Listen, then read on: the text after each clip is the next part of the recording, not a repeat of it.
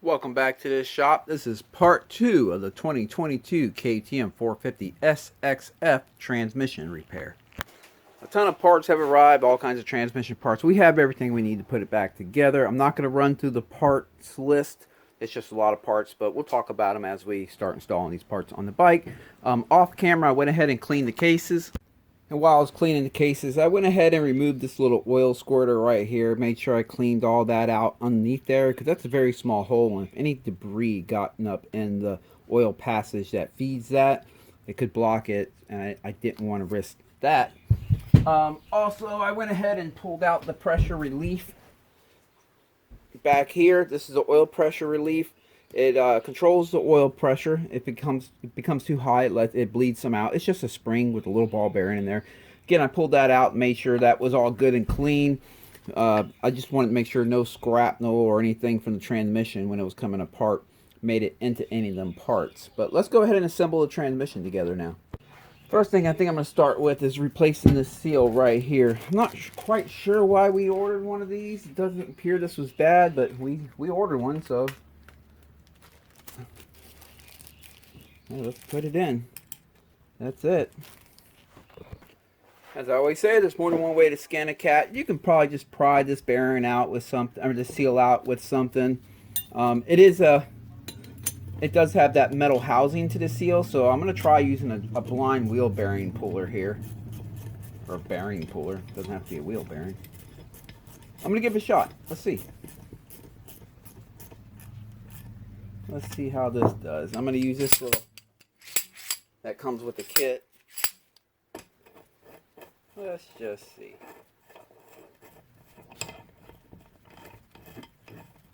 If everything goes right, I should just be able to wrap it up. Let's see.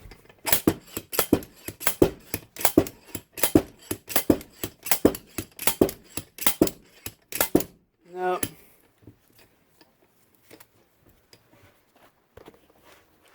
Alright, let me insert the blind bearing puller in here.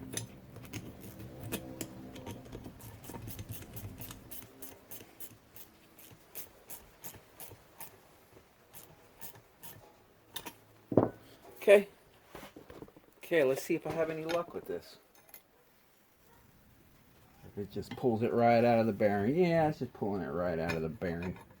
Crap. Let me pop it back in, put it a little bit tighter.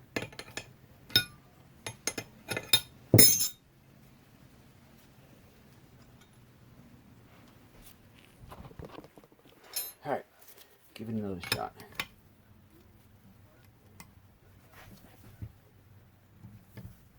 There it comes with my glove too. Alright. So that worked. Pretty cool. Alright. Okay, go ahead and tap the new seal in.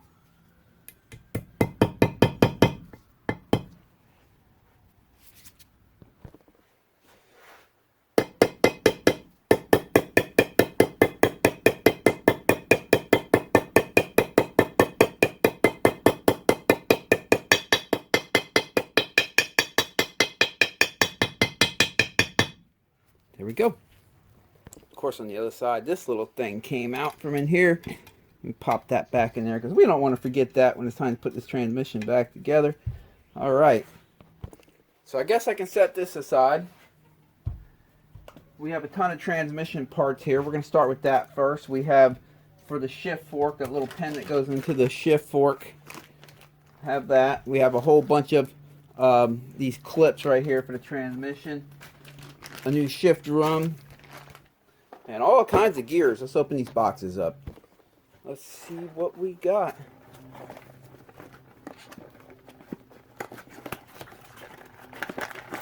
That's interesting. They wrap them like this. All right.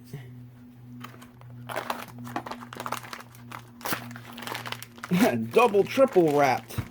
Ain't that something? Okay.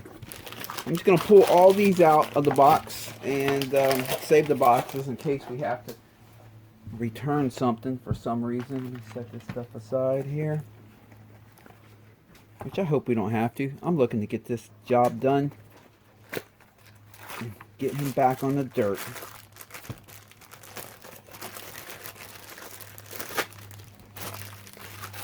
Alright, let me pull all these gears out and I'll be right back. Okay, here's all the new stuff we have. I'm not really sure what goes where, but we'll figure it out. I'll start with this one, I imagine. Alright, start with this one right here. Okay, so I'm going to lay each part down. This washer came off, set that there. Next will be this gear. Now it does have a bearing inside of it. Then there is another thrust washer right here. Then we have another gear.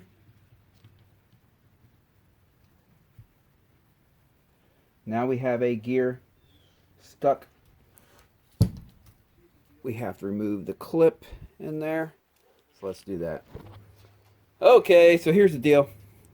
I don't know if I forgot to order this gear or if I just didn't notice it, but this one right here shows some wear. We're going to have to go order that. It's another back ordered part. So I'll be right back in 10 seconds with the part.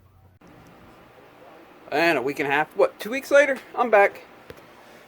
Do I have everything this time? Well, let's see. Start with this shaft right here. Just take a peek. I got all the gears I already opened up out of the boxes right there. And then here's the one that I forgot to order. Cut it out. See.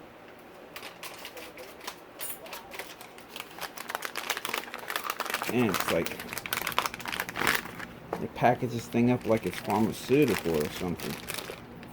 Yeah.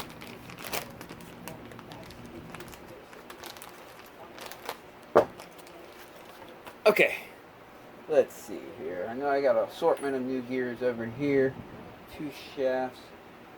So let's see here. I believe that one is that gear. Just taking a peek at it, try to see why did I choose to replace this one. I mean, we're replacing anything that shows any type of damage. But let's see. Okay, so I see what happened. It wasn't my fault. It's not that I ordered the wrong part. I believe they sent us the wrong part. They sent us this gear right here, but I'm looking at this one right here. I'm like, why would I even have chosen to replace this gear? There's no damage, there's no wear on it. So luckily I saved the boxes for these. I'm most likely going to return this one for a refund. Yeah, I think that's what happened. They sent us this one instead of sending us this one. I'll figure it out later, but I'm going to go ahead and put that back in its box and we'll be returning this for a refund. Okay, back at it here. Okay, this one looks like it goes right here. That's what it's looking like to me. And I know we want to replace that one too, so that one should be in here somewhere. That looks like that's that. This one's in great shape, or these dogs in great shape because they don't contact anything, so these go in the shaft, alright. And we have the other shaft over here. This big boy right here.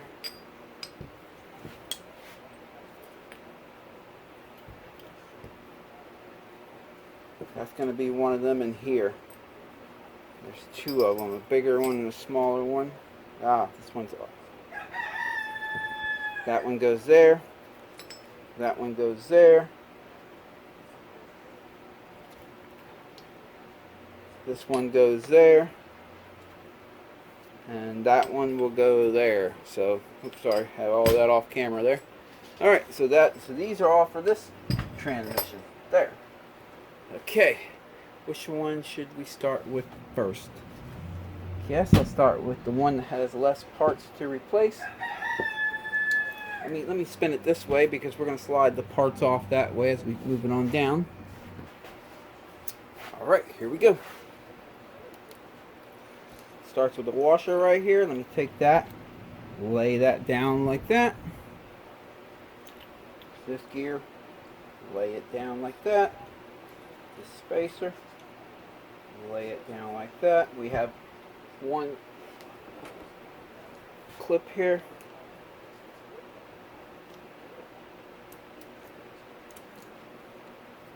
Lay that one down. Lay this one down. We have another clip right up in here.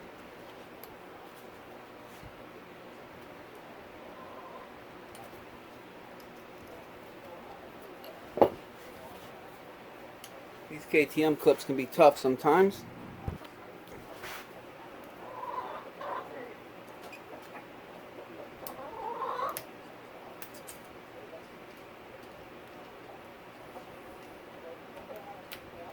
We have new ones to put in, but we got to get these off.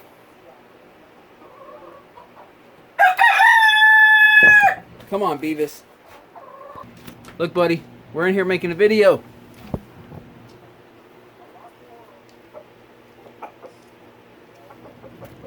Alright, where were we? Beavis will come in here. I can't work when he's in here. Not too much at least, because he can sneak up behind you and get you right in the ankles. And I'm talking good too. He sticks some talons in. Alright, this one's tough because it has these splines and it keeps just kind of falling into them splines. We'll get it off of there though. Don't worry about that. It's just gonna...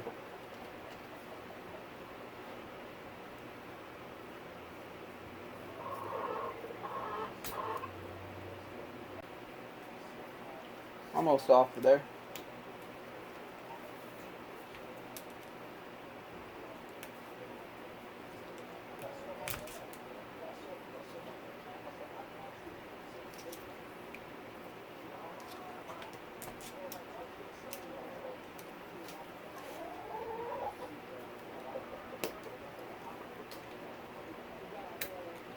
There we go. Slide that sucker right off there, but then it's going to get caught in the next groove up here. It's just how it goes. Oh wait, it actually slid over it. Good deal. And we got Beavis in here again. Dang it. Great.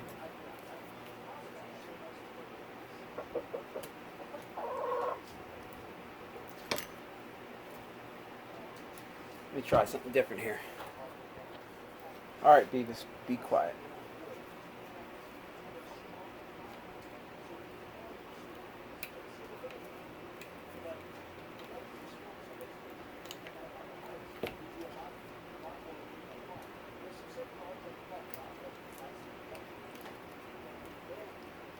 Not a big fan of these KTM clips. I like how the Japanese use the ones that allow you to get a pair of pliers right into the little holes there. They basically use ones like these that have the little holes in it. I like that personally.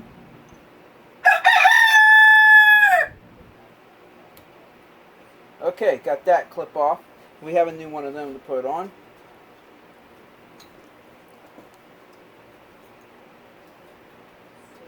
Have this washer right here, spline washer.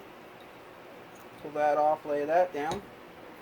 Then we have this gear right here. Pull that off, lay that down. Interesting enough, they have a bearing here.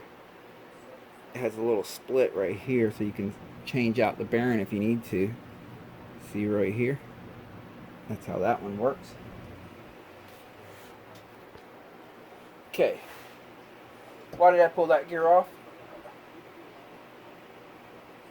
Because I'm changing it out, that's why. Okay. Here's the new one. There's the old one. New one is on. Then I'm going to put the spline washer on.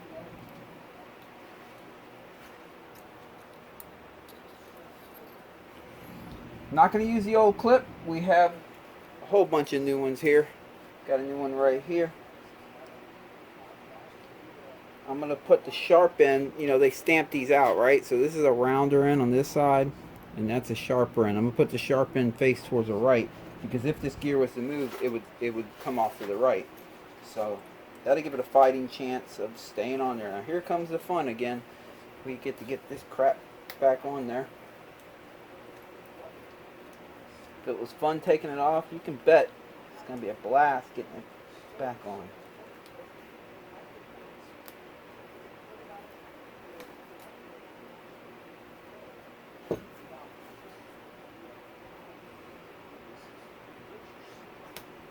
go. Got it that far. Round 2.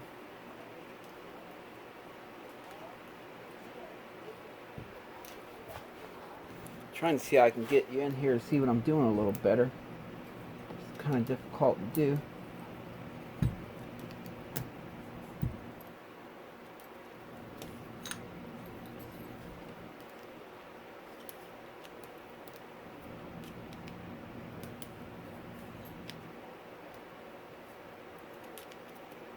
All right, here we go.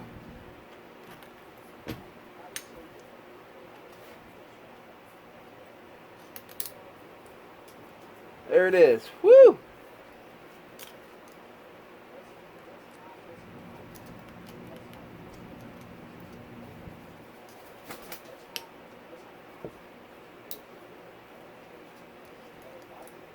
Just trying to slide it.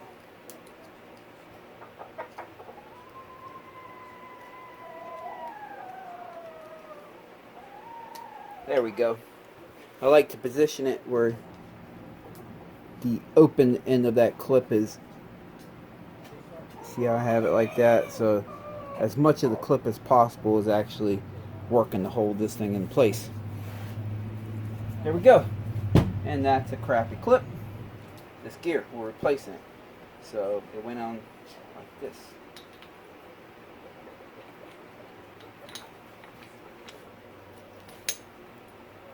There we go. That's out of here. Next was this C-clip. Now this one we're not replacing because this is not really a stressful clip. It's just kind of holding that collar in place. There's not any real stress on it. Plus it's pretty robust.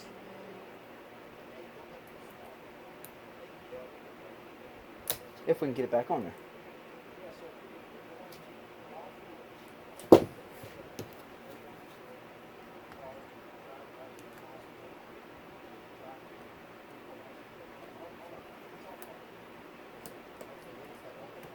There we go.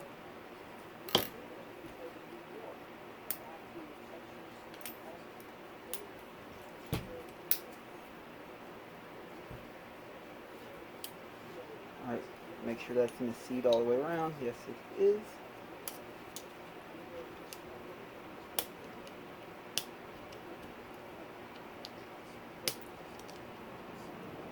I'll just set that one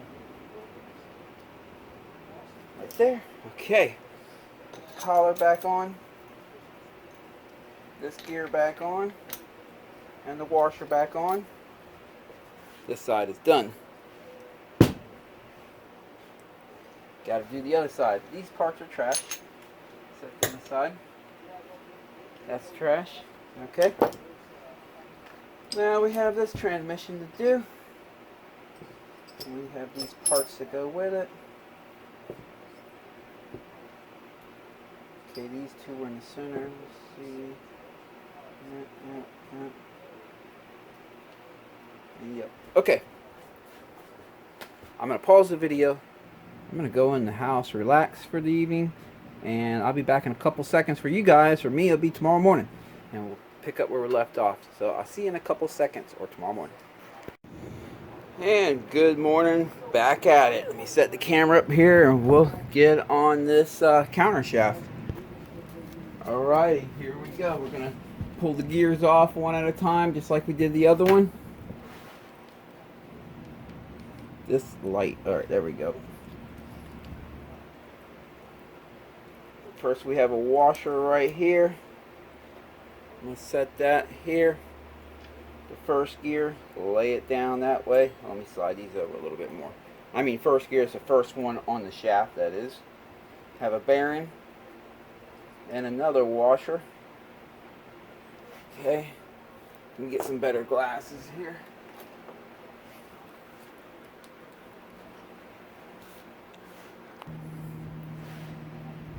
Okay, then this one we're gonna lay it down. Got a clip, one of these clips again. I'm just gonna go right for the flathead on this one. These clips are tough on these KTMs.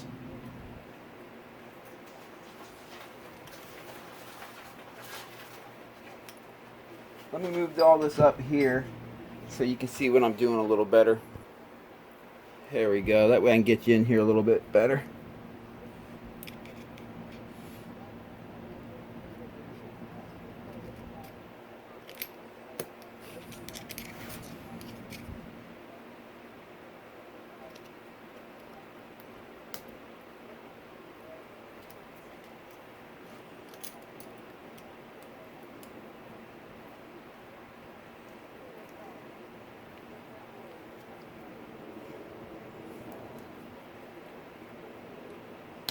These KTM clips are fun. See? You gotta be careful. They'll jump right back into their seat.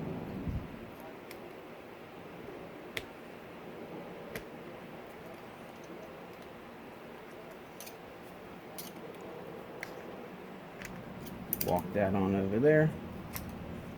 Uh-oh. There we go.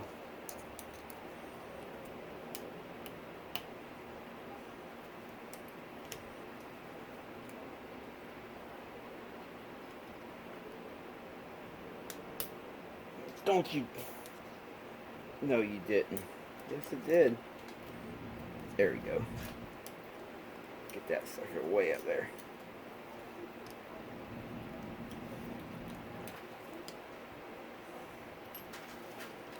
Okay, one more lug and we should have it off. There it is. Woo! We have a new one of these, so that's all good. Set that there, back to where we were. We have a splined washer here, I believe. Yes, we do. And this gear right here. Okay, I think that we have 4 gears to replace. One more to slide off here.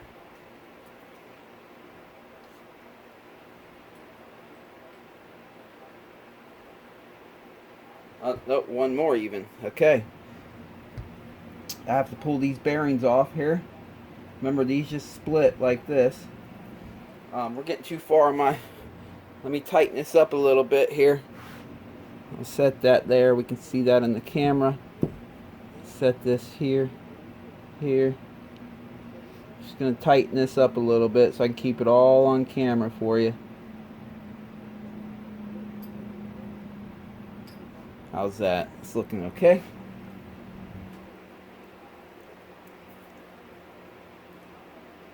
One bearing there. These are some weird little bearings, I tell you what. They work though.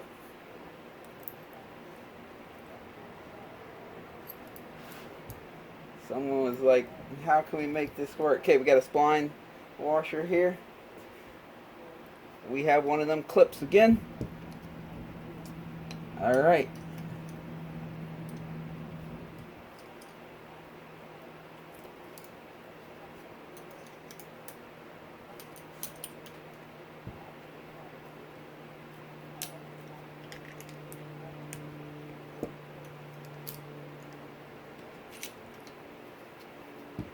Just work it off with a flathead.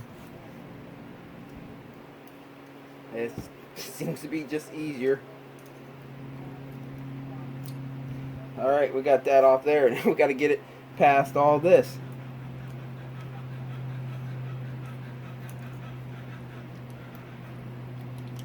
For a split second, I was like, you know, I could just cut this thing off. But I don't want to risk bumping into the shaft with the grinding wheel. Just don't want to risk that.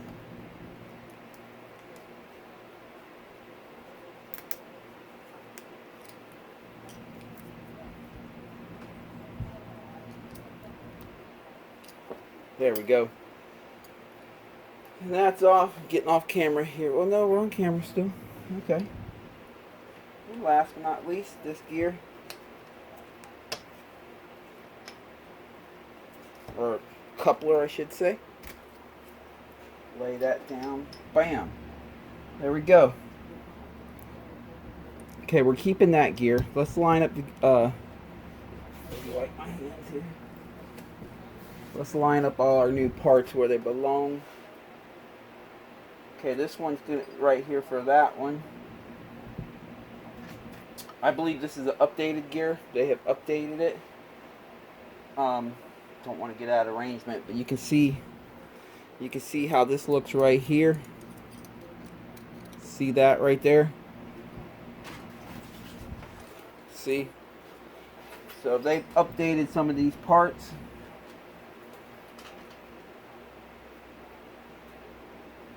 Yep. Let me show you. Boom. Okay. This one goes all the way back here. And this one is right here. Okay. Let me swap the old with the new.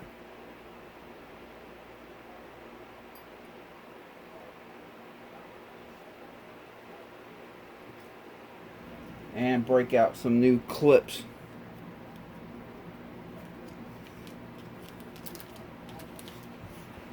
Swap out the old clip with the new clip.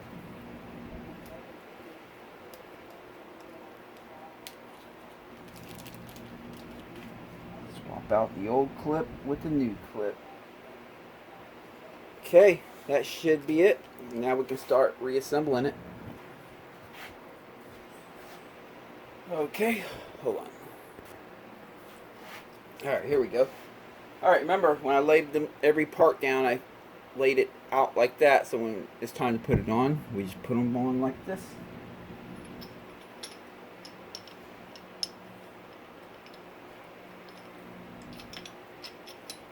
There we go. Let me compare to that one. Yes, we got that right. Next one's the clip. We put the new clip on. Alright, sorry about that. Phone call came in. Alright, brand new clip here. See the rounded edge. I'm going to put the sharp edge of the clip towards the right. I'm sorry, towards the left, because it'll be pulling this gear off this gear that's locked on, stationary on the shaft here, locked on the, it's not sliding on the shaft, or this one can slide. It's going to be sliding, pulling off that gear. So I want the sharp end of this clip on the left side. Give it a better fighting chance of staying in its seat. But here's the fun part, getting these things on.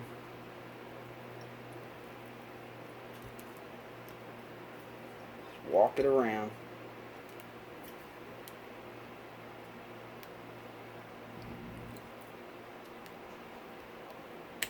There we go. Slide it all the way down here. Maybe I can get it to jump this seat. Yeah. Alright. There we go. One more to go.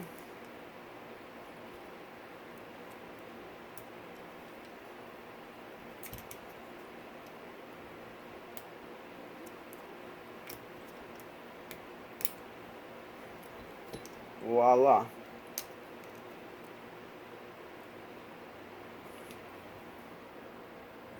There it is.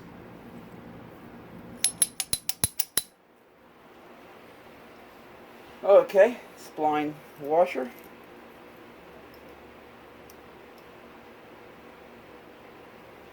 These little bearings. These bearings trip me out. They are something else.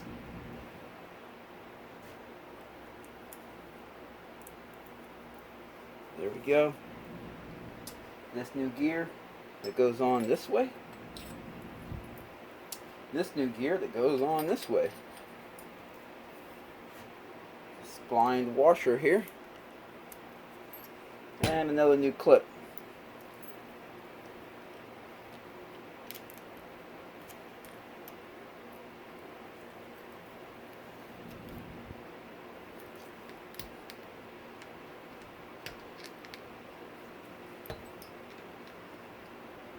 Working on nice and easy.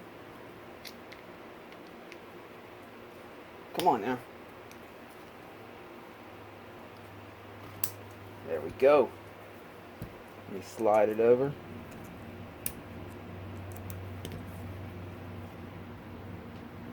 Make sure it's in a seat all the way around. It's looking good. Slide it over just a hair more. Get OCD with it. There we go. Alright, we're almost there. This next gear. Come on now. There it is.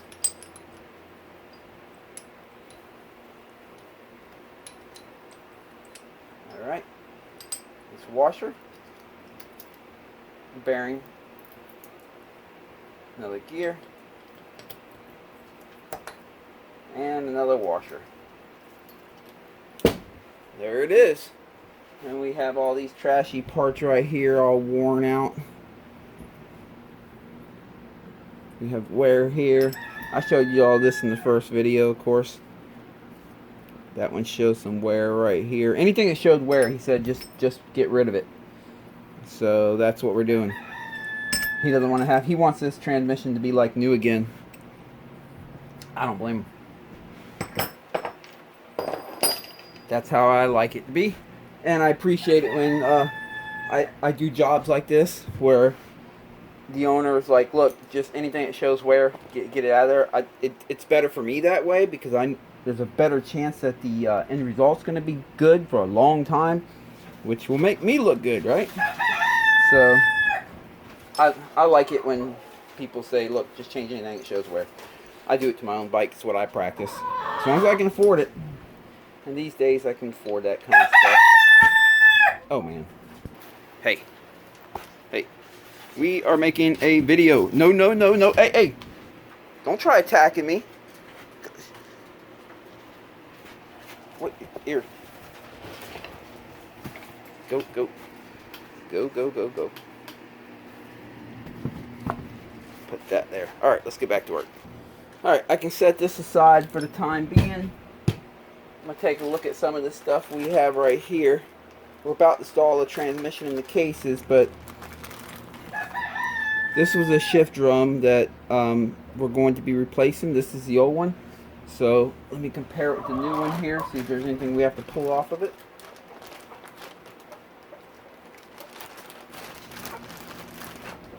Here's the brand new one. Set this aside. Looks like all we have to do is pull this plastic thing off here. Let's see.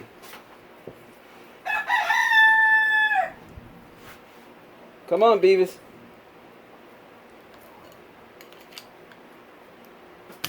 There we go.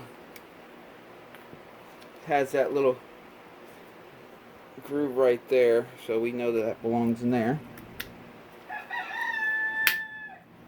Alright, got that on. Then let me go ahead and put this in the scrap pile. New shift drum.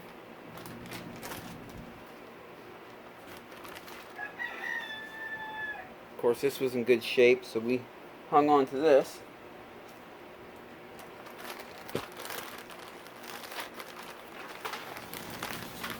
So I remember there was one shift fork that was pretty much dead.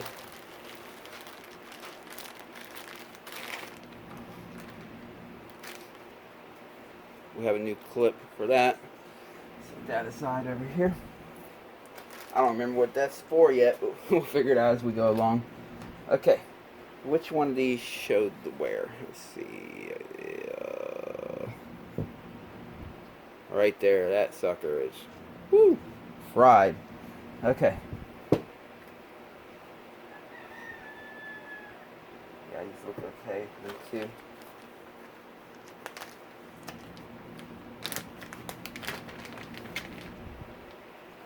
We have the new one here. Let's just verify it's the same one. We can slide that out now. Looks good to me. Now they don't come with these in there. This one still appears to be in good shape, but I got a new one anyway.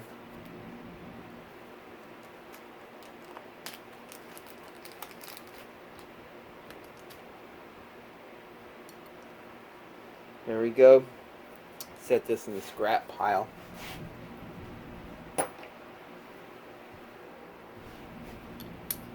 Alright.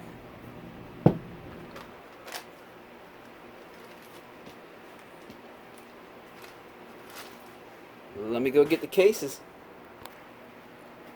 Okay, I think I'm first going to slide the transmission gears in place, then I'll worry about the shift drum and all that.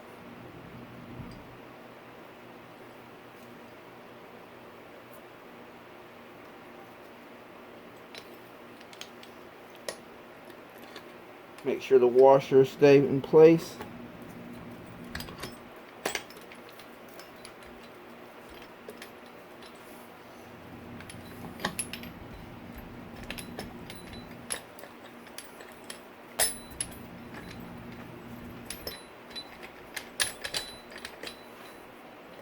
This one's not going on, so let me slide them back off, see what's going on.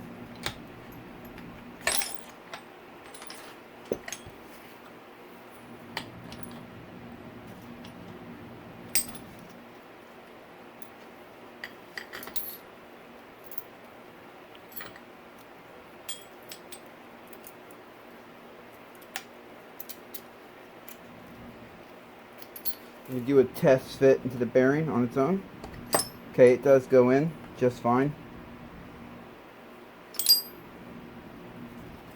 Alright, here's what I'll do. That might have been the washer sliding down, get caught in that little groove right there. So what I'll do is put a dab of grease on it.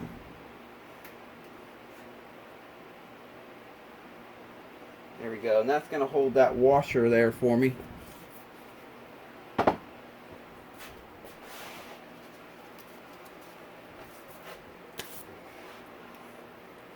Like that. Let's try it again.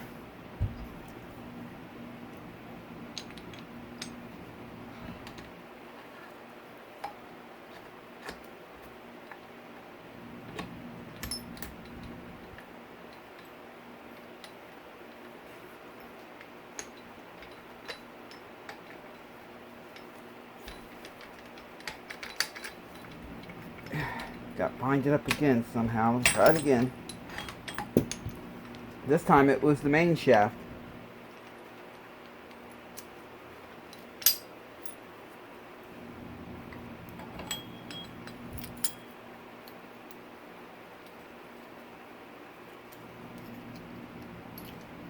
Slide that crease back over there. Alright, I gotta do my best to try to keep these together when I slide them in here. There we go. All right.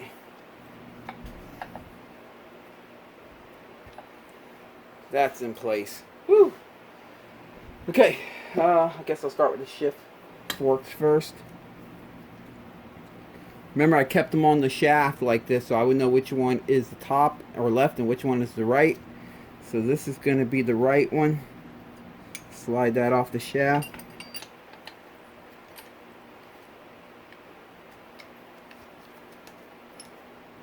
Lift that gear up a little bit. There we go. And this one will be the left one.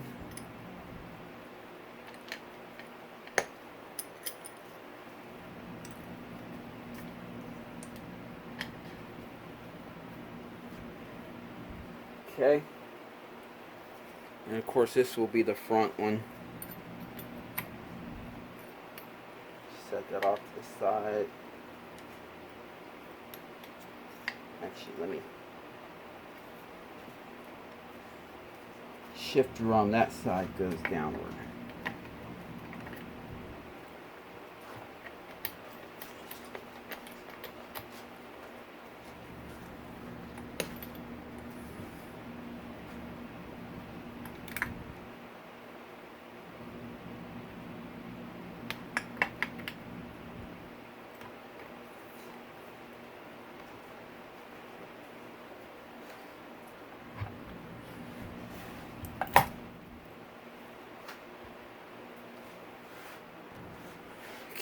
Let me pull this back off. Work on the bottom one here for a second. Pull this back out.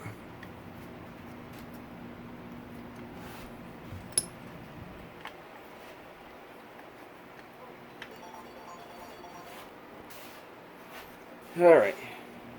Pull this out all together. Again, I need to get this one right here. up and out of the way.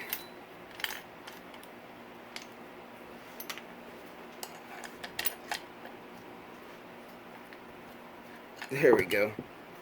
Leave that one out of the way, because that one is catching us.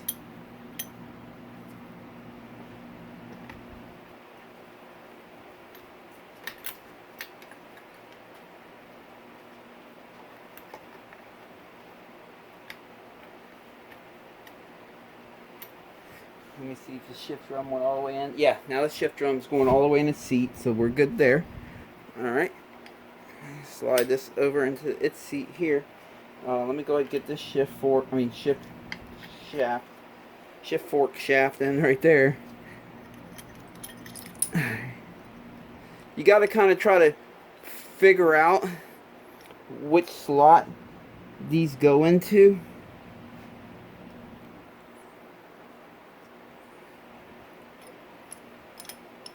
And we'll know if we have it right or not. Each shift fork goes into its own slot on the shift drum, and we'll know if we have it right or not in the end, because we're going to run it through all the gears before we commit to putting the rest of the motor together.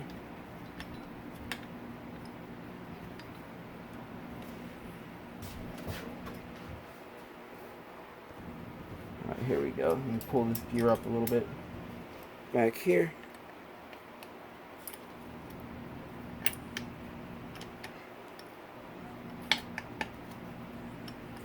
There we go. A little quick bench test.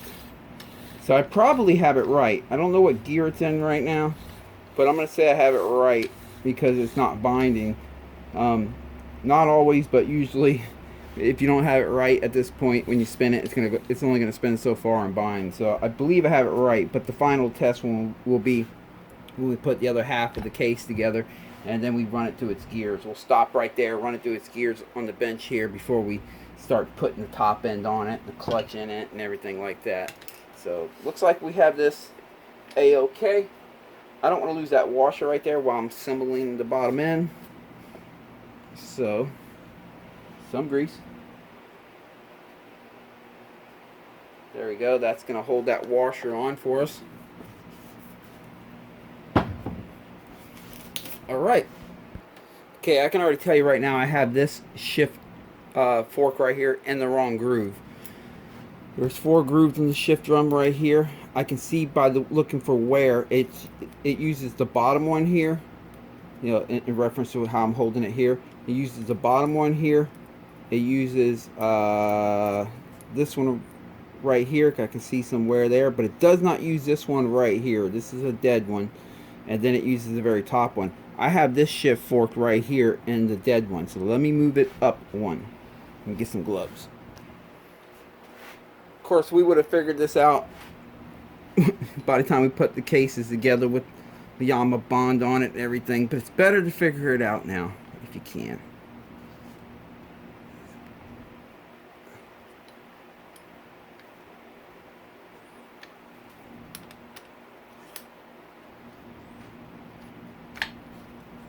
There we go. All right.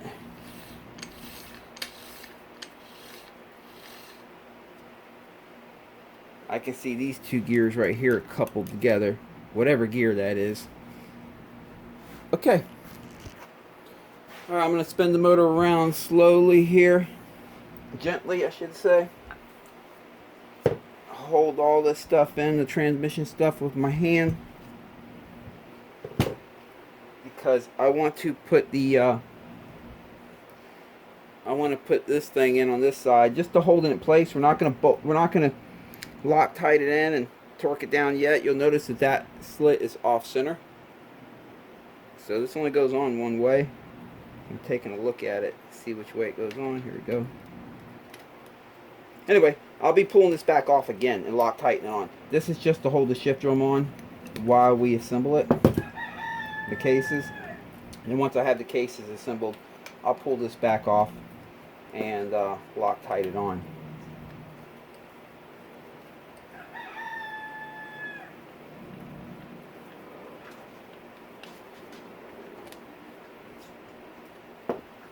There we go. Alright, we're about to Bond Moto Seal these cases together. Let me use some brake cleaner here. Clean off these surfaces. Any oil residue that might be on them.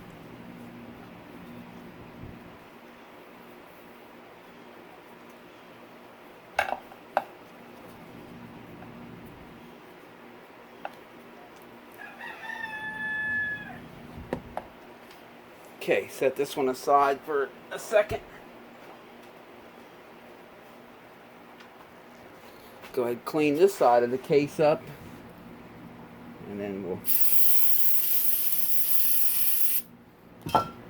we'll moto seal it and put these two cases together. Then we can check the transmission, make sure everything's good there.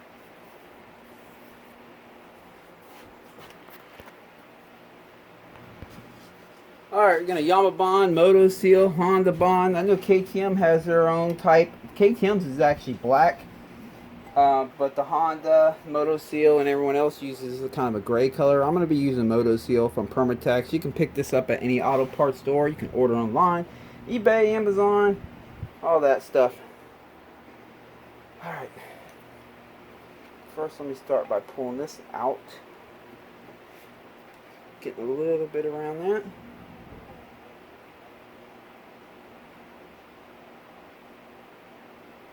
You want to go thin with this stuff. Don't gunk it up too much.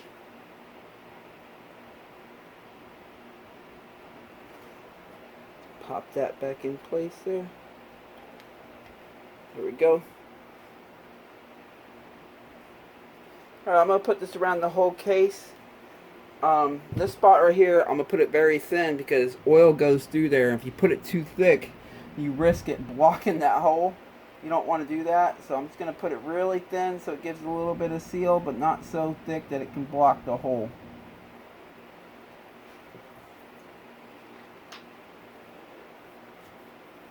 Take a Q-tip, get anything that went in the hole, and we work that out. There we go. Alright, I'm going to do the rest of the case, and I'll be right back. Okay, as you can see here, I've pretty much gotten the whole case, every part of the case where it makes contact with the other side, the mating surface. Alright, slide the other side here. I have everything on this side, so all I should have to do is put that on like a cap. So let's do that here. Should just slide on. Let me double check, make sure the shift fork pins are all the way in there. Put the seat, transmission's all the way seated in. Crank. Alright. Make sure that inner brace is where my finger's right here for the countershaft. Make sure that's in its seat.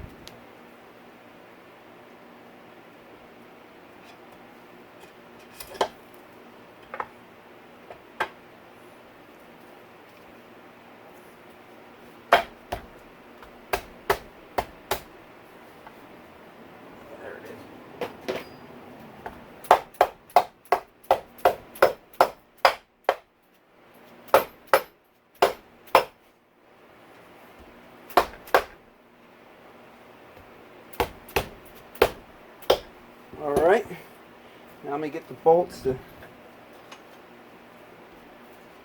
bolt the case together.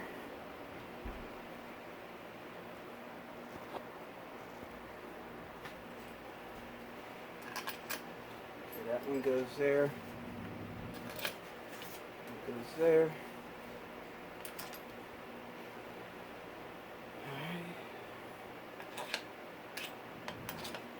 Start with 4 of the bolts real quick.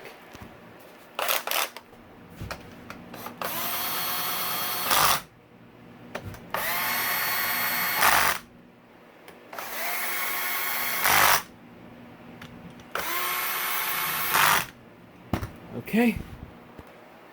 Alright, good. Put the rest of them in now. They should all stick out even amount. That's what I'm looking for here as I slide them in, which seems to be just a little less than your pinky of a distance.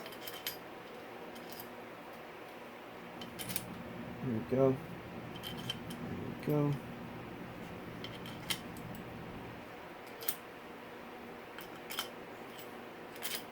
Go. No. All right.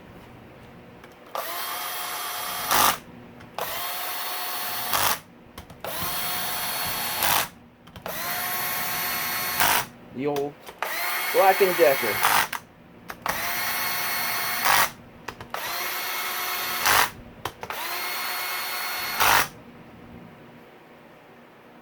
Oh, yeah, here it is. All right. Now I'll go ahead and torque these down by hand. You don't want to strip these out. Don't go crazy with them.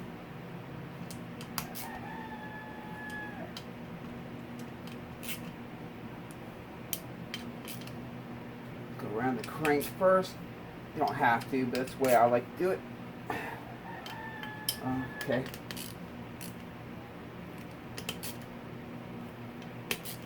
Remember, these are easy to strip out, so don't go crazy with them. Just bottom them out pretty good and snug them up. Okay, I'm gonna make one more round.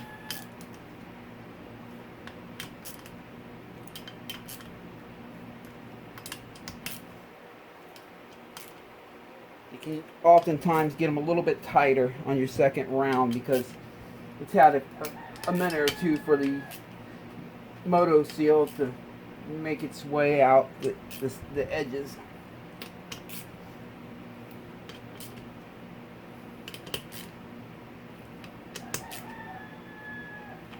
There we go. Okay, we want to test out this transmission before we go any further.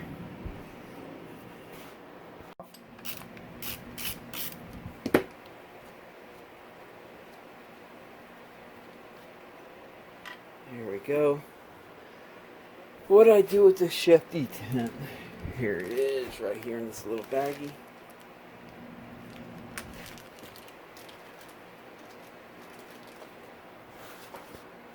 Alright, put some thread locker on there. I believe that's how this thing goes. I guess I'll know if I have it wrong here shortly. I got it wrong. Okay, that's right, this goes down below. I remember now.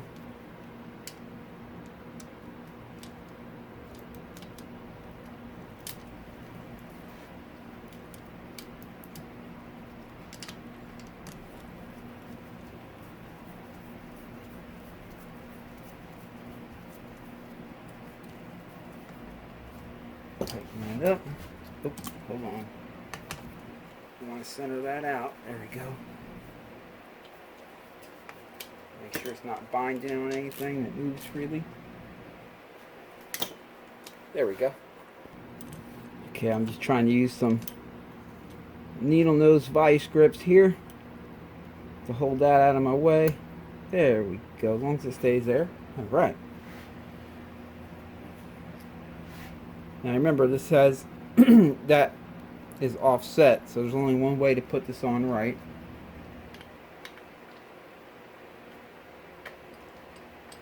There we go. Put some thread locker on the Allen that holds that in.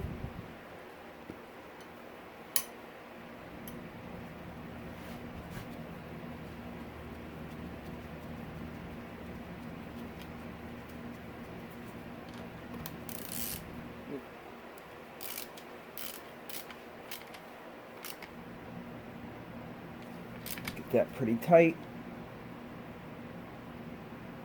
There we go. Alright, I can release this. Now it's time to test the gears out.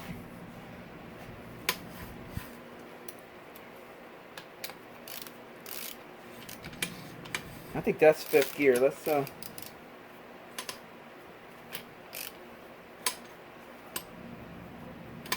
find first and we'll count up. Okay, that should be first gear right there. As I spin this shaft, the counter shaft on the other side is spinning. Let me get that where you can see it maybe a little better. Well, I'll show you this. You see how it's spinning here? So I'll just tell you when I see it spinning so you can watch what I'm doing on this end. right? Okay, so that's first gear. Let's go ahead and pop it in neutral. Remember, neutral is kind of a half shift. Get it right there on the top. Okay, the other side is not spinning. I'm spinning this side, but the countershaft over there on that side is not spinning, so that is definitely neutral. Alright. Second gear. Sometimes it won't go all the way into gear until you spin the shaft or whatever. There's second gear. That feels good. Alright, third gear. Like I said, you got to spin them sometimes to get them. There it is. There's third gear. I'm spinning that shaft. You can see this one spinning. Fourth gear. Fifth gear. And that's it. Fifth gear. Let's go back down. There's fourth gear. Third gear. Come on.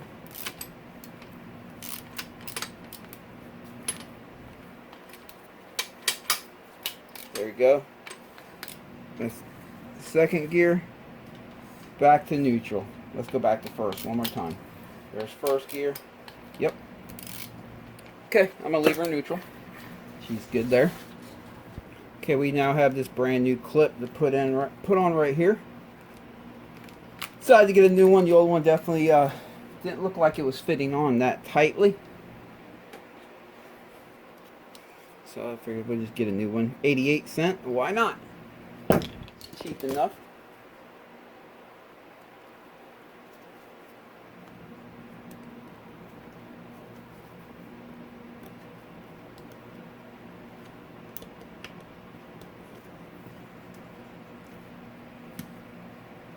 There it is. Actually, there it is. I got it on a little bit better. It was kind of popped out of its groove in one little area. Alright, back to this side of the motor. Put this little O-ring on right here. Then slide this on right here. There we go. Put that back into place. Which I'm going to advise that he checks this filter out after the first oil change. Sometimes you might find a little piece of Yamabond stuck on it. If any of the Yamabond Moto Seal breaks off, that kind of hangs over the edge, it's going to get caught up in this filter right here before it gets to the oil pump. And that's really what that's there for.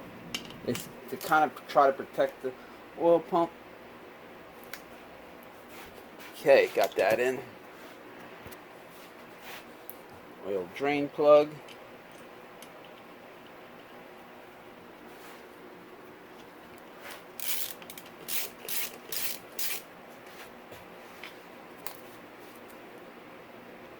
Go. One more screen filter right here. Again, I'll advise that he checks these after during the first oil change.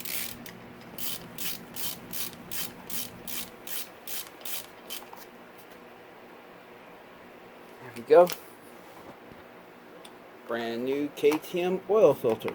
Rip it out of the box here since I taped it in.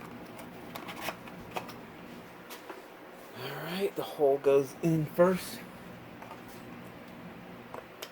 There we go.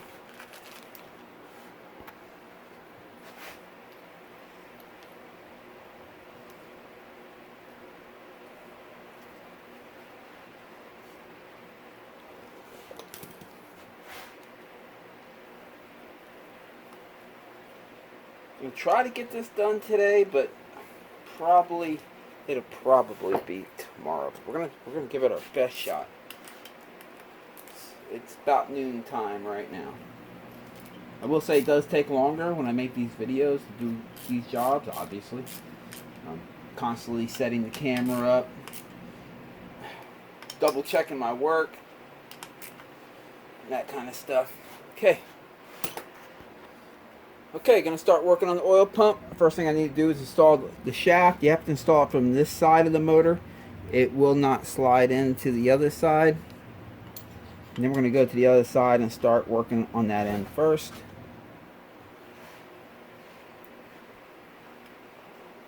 There it is.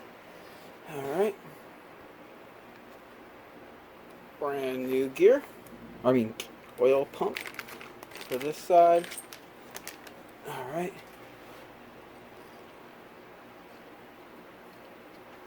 See here. Okay, pull this out. If I remember correctly, this pin went on the second one. We'll find out in a minute if I'm wrong. And then this one, if you don't remember, the dot goes facing inward.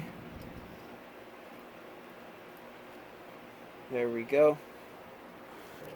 And I will be referring to the manual too as I go along. In this, it doesn't really tell you which one that pin goes in, if it goes in the front hole or the back one, but we're going to figure it out. But it does mention, let's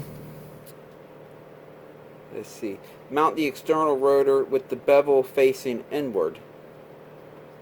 So the thing is it looks like both sides of this gear is beveled. I don't know if they, they've updated this, not gear, the oil pump. I don't know if they updated it since they wrote this manual and now they put it on both sides. But I do remember that dot was faced outward when we pulled it apart. So I'm just going to put it back in the way the original one came out. Look at the original one here real quick. Yeah, they're both beveled. I don't understand. That's okay. We'll just put it back in the way it came out. If I can get it in. Alright, let me put that back on top of that roll pin. There we go. Drop that in there.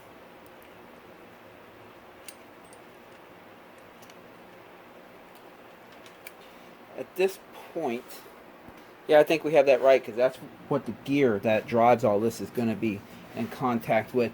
Let me put some assembly lube in here. Definitely want to get all this nice and lubed up.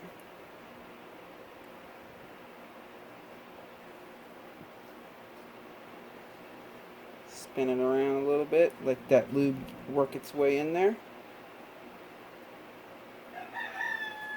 Okay. Now remember this had little scars to it and stuff, so we're gonna replace that with a new one. Got a brand spanking new one right here. Okay, it says top right there, so we know that's the top. Loctite on them. I mean, the red locker.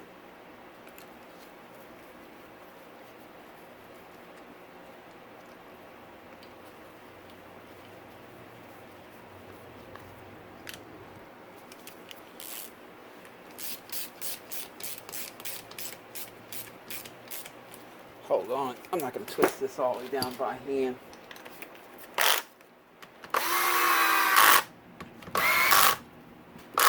There we go. Now I can tighten them up by hand. Great. Dropping tools.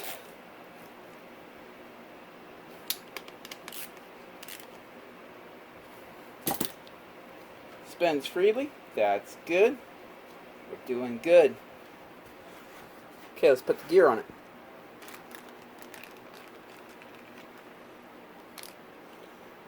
I actually picked up a new clip just to be safe.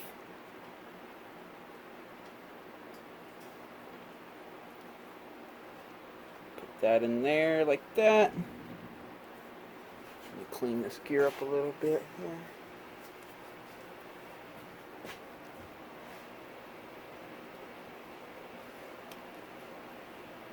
I'm pushing it on the other side, pushing the shaft up this way so I have access to the groove that clip's going to go on. Put the washer on there. Alright, where is the new clip? I know I have it around here somewhere. There it is. Let me get the old one off out of the way. Don't want to get them mixed up.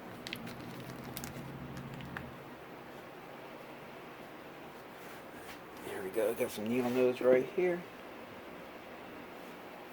Swap out my glasses.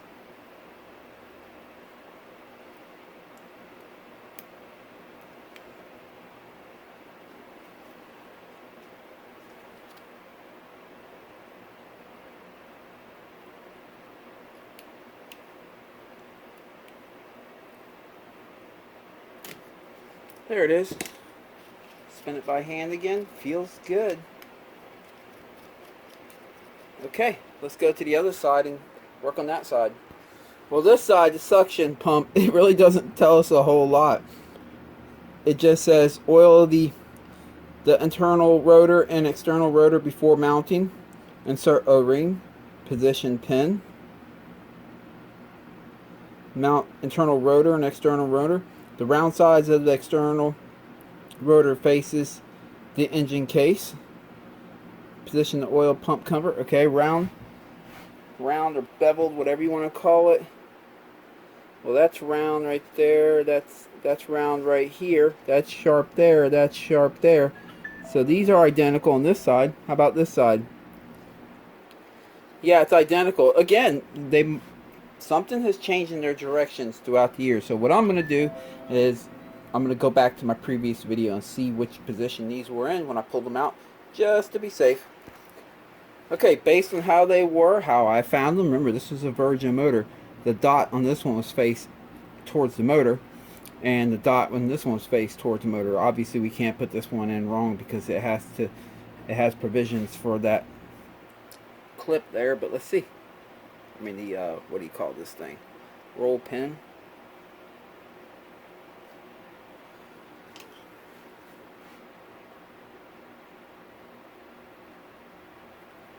Okay.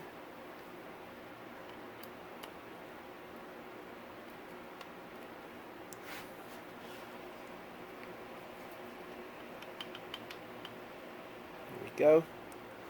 Then we have the dot right here, face towards the motor.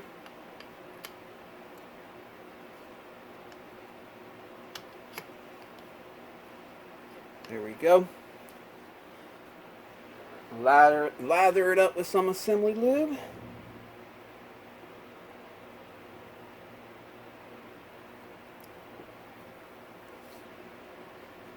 Spin that around a few good times, let that work itself in there a little bit.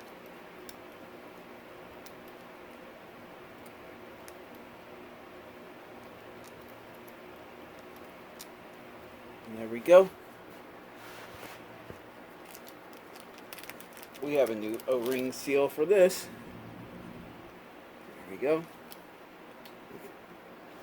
Okay, before I put the cover back on, let me go ahead and position this sensor back in place.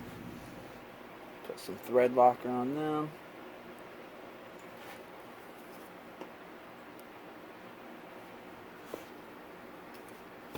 Alright.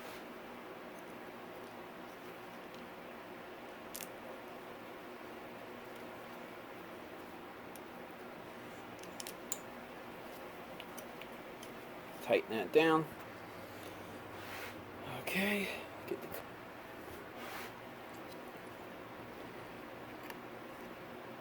And that's why I put that sensor on real quick, because this cover goes right over that sensor.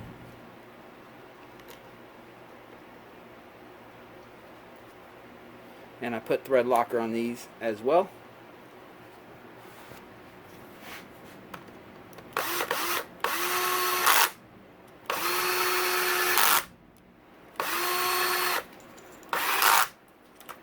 There we go. Tighten these up by hand.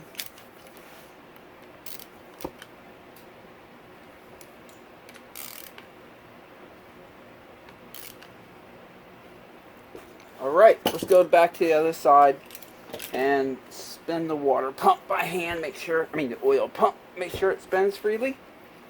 Yes, it does. We're going to be good. Yep, feels good. Alright. Guess I can go ahead and slide the shift shaft in. You have to slide that up, get it over, and there, let me show you real quick. This right here, this spring right there, the two tabs for it go right, one on each side of this little block right here. You have a washer here, and then this thing right here goes like that. So make sure these two tabs on that spring, one on each side of that nub, and then slide this up so it can go over. Push it on down. There it is. Okay, let's go ahead and test the shifting, the shift mechanism, now that we have that together. There you go. I went ahead and put the shifter lever over here, hang it on this side backwards, but good enough. That way I can shift it on the bench here. Okay, that's first gear. I can feel the shaft over here spinning. Let's go to, that should be second. I skipped right past neutral there. Third, fourth,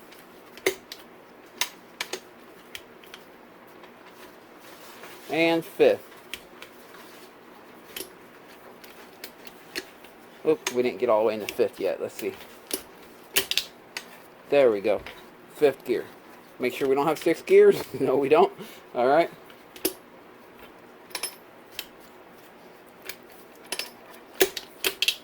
There's fourth, third, second. Let's see if I can get neutral.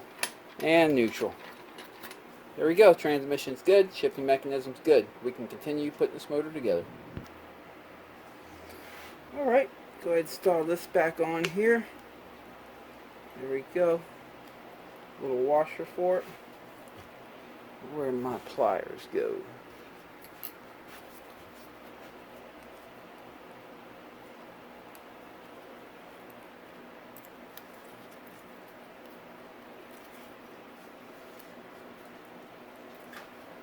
There we go. Put this gear back on, but if you remember in the first video, I put a T right there. Let me know that was the top side. So I got to remember that because I'm about to dip it in some gasoline and clean it off, and that might make that disappear, as it sure did.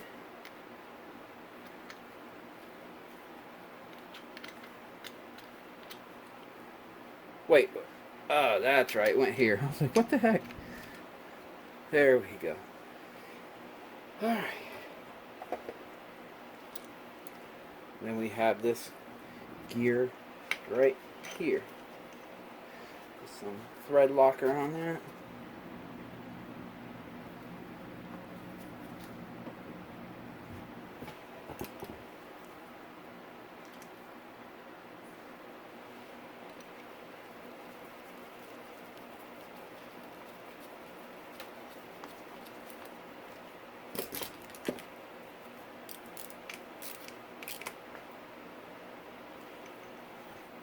There we go. Check the clutch. Starter clutch spins that way, but not the other way. So, okay, we're good. Go ahead and install the clutch now. Remember, I had all that zip tied, holding it in order. That goes on first.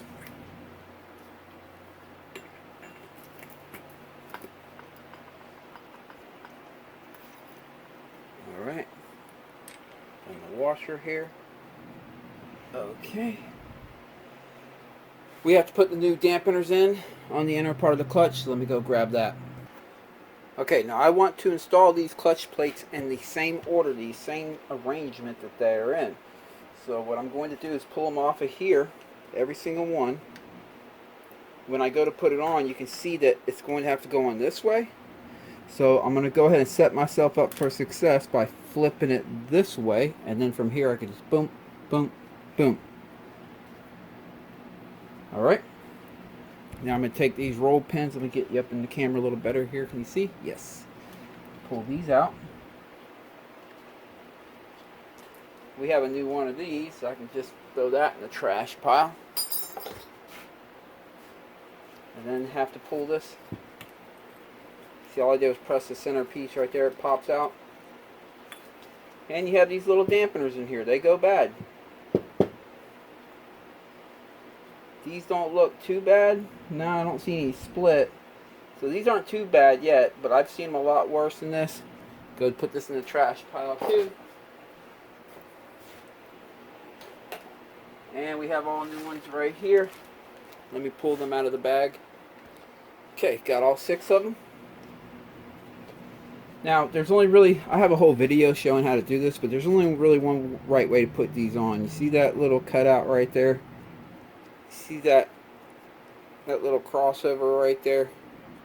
They kind of, they just go on there like that. That's how they go. First going to try putting them on here and see if I can knock it in. These can be tough when they're new, getting them in for the first time.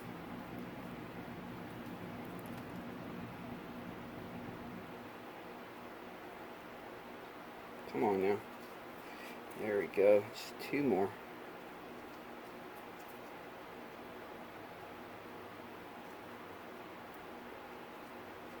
Alright, let's see how this goes.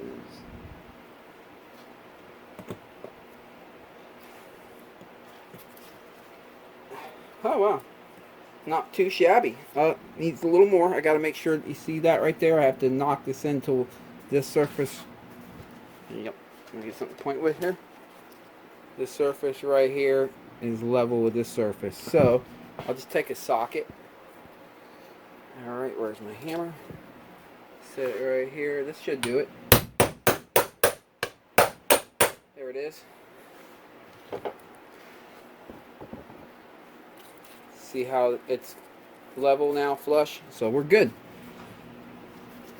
Feels good. Alright, let me drag the motor a little closer and we'll put these clutches in.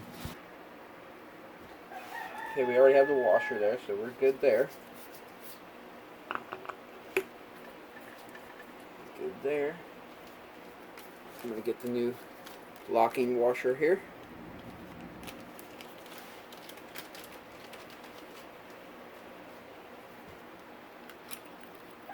There we go. Some thread locker, even though it has a locking tab, I still like to use a little bit of thread locker on it.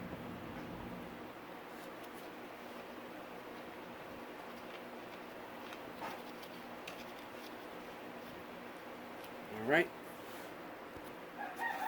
I'm going to use my impact for this. If you're not familiar with your impact, it doesn't hurt to break out a torque wrench to use on this. Okay, I'm going to start in setting number 1 here. Just bottom it out. Now I'm going to put on setting number 2. Again, I'm familiar with this impact, so I know about how much torque it puts down.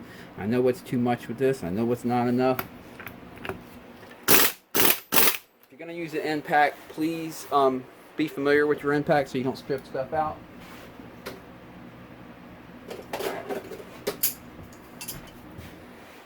Okay, I gotta pick one of these tabs to fold over here. Let's see. I'm gonna do this one right. No, actually not. I will try to get this one right here.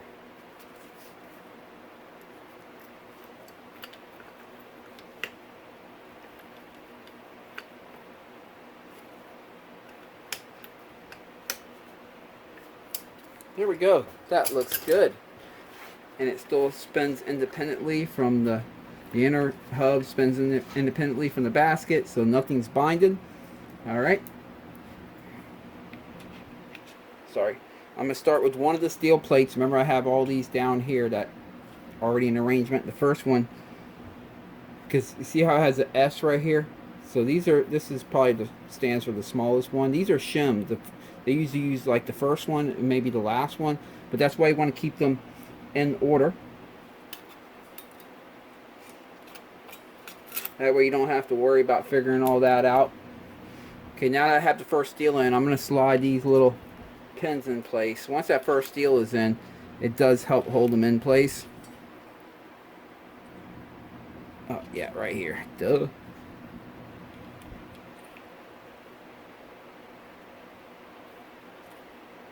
Okay, now the next one will be a fiber.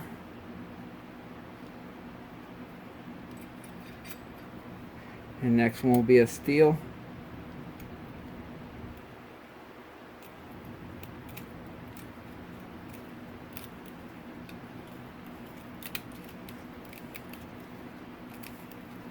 It's hard to get it over them pins sometimes. There we go. And then a fiber. That's how it goes. Fiber, steel, fiber.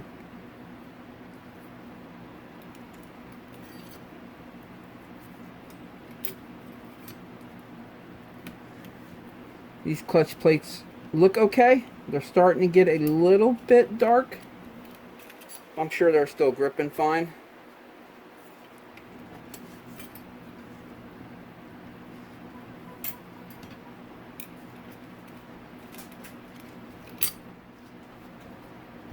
I just went back and checked the hours on the bike. It has 70 hours, so these clutches have 70 hours on them.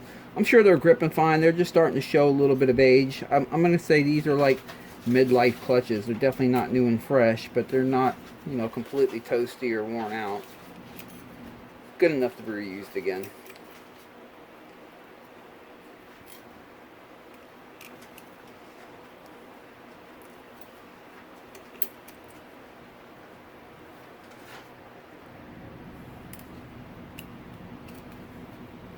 There we go. Sorry I had to answer that phone call. That was Miguel, the owner of this bike. He is excited to get it back. He was calling for updates. He's ready to come pick it up. He said, let me know. I'll be there with the truck. I get it. I mean, luckily he has two bikes yet. Okay, we gotta put this on real fast. So this,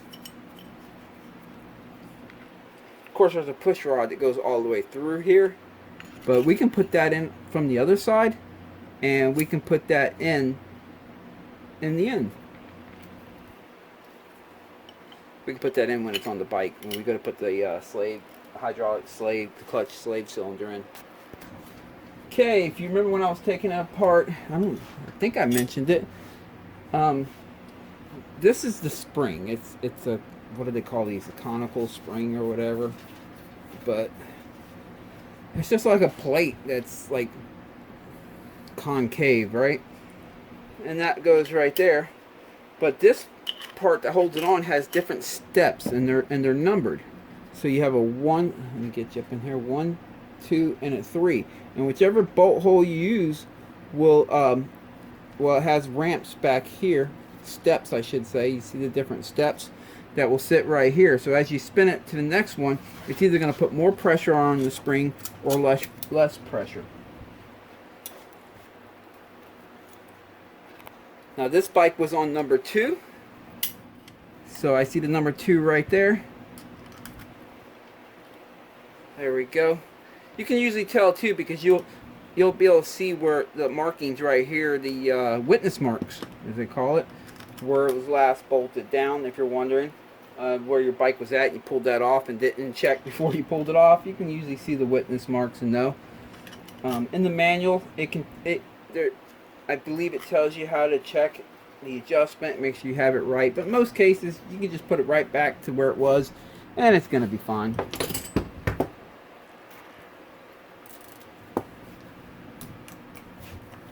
However, some people like to use this to also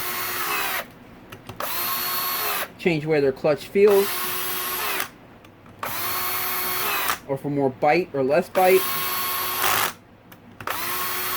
If you set it for less spring pressure, you'll have less overall torque holding capacity of the clutch, but you'll have a lighter pull at the lever. If you set it on the stiffer end, it's going to be heavy on the lever, but you're going to have more torque holding capacity on the clutch. KTM's been setting these at 2. I find these always at 2, so that's where they're setting. Okay, I'm holding the clutch by hand and just tighten these up by hand. You don't have to go crazy tight with these. The spring pressure kind of holds them in. You don't have to use Loctite either. Again, the spring pressure keeps them from backing out. Alright, I believe we're done with all this. I know I have a new water pump seal to put in, so let's pop that in. Alright, we got a new water pump seal here.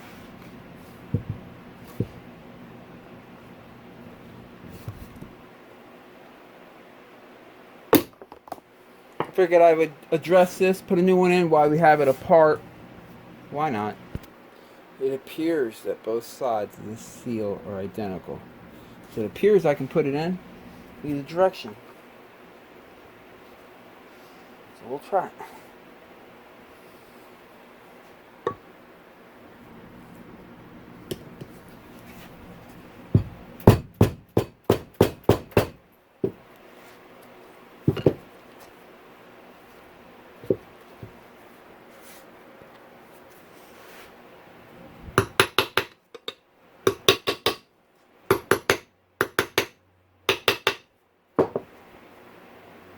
I believe that's in all the way. Put just a dab of semi-blue right on the seal in there and on the lip. Here we go. Alright, move this away for a second and bring back in the bottom end. We have to time in the counterbalancer, because this not only serves as the water pump gear, it also has a offset weight on it, so it is a counterbalancer. There's going to be a dot. Let me zoom in for you. Alright, there's a dot right here. And there's a dot right there, right here. So what we need to do is line them up.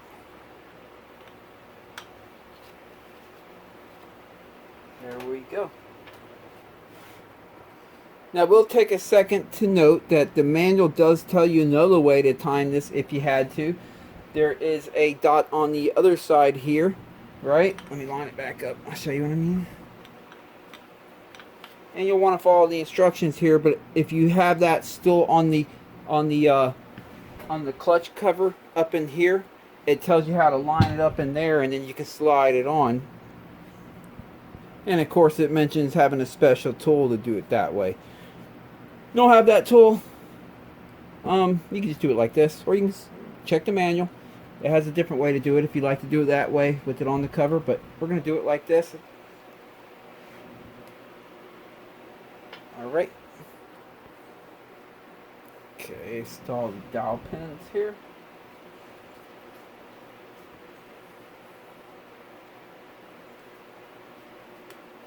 There we go. Brand new gasket right from KTM. Husqvarna gas. There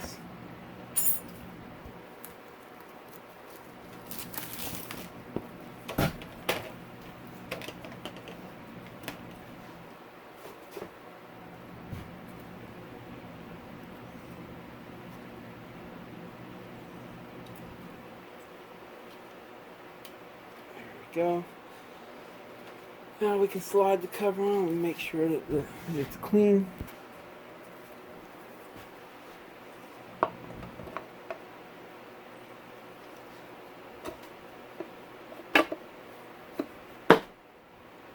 Alright.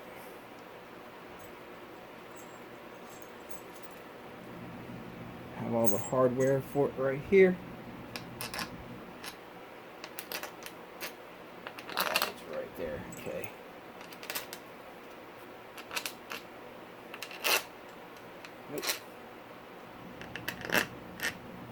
Let me figure this out real quick. Nope, I know which one goes in there. This bad boy right here. Well, actually, let me make this easier on myself. Let's just go ahead and install this. And then I'm going to, remember this right here? It holds it at top dead center for us when you don't have that big spacer in there. So I'm going to pull the crank up to top dead center here.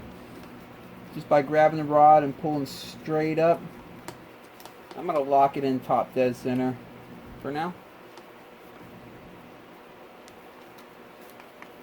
There we go, it's locked in. Now we can play around with the motor without it spinning.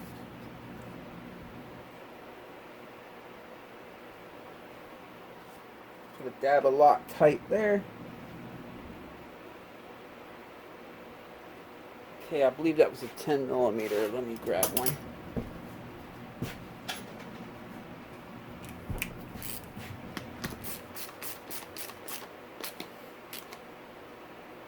There we go.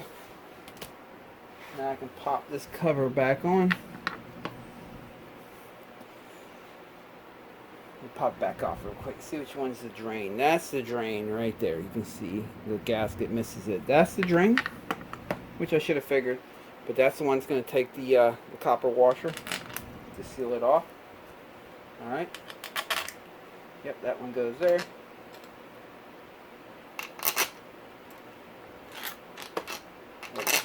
Nope, like that. There we go. Again, they should all stick out equally when you have them in the right hole.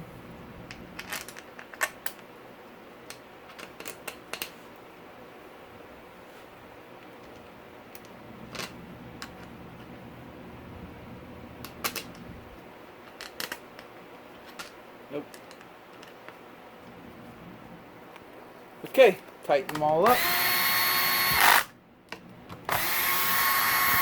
Here we go. Now tighten them all up by hand. Tighten them all up by hand. Again, you don't want to strip them out. Just snug them down pretty good. Okie dokie.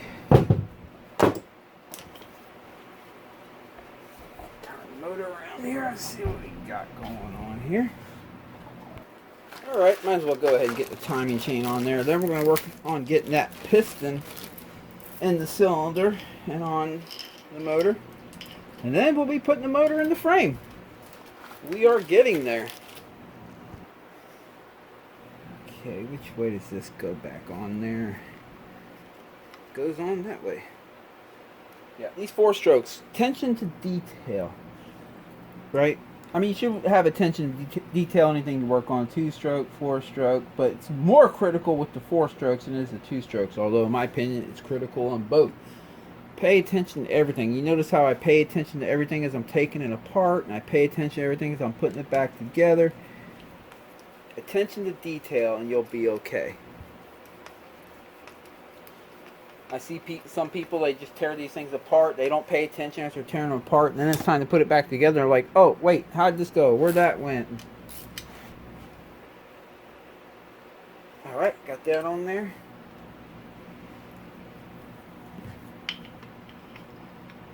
There we go. I already have Loctite on this one too.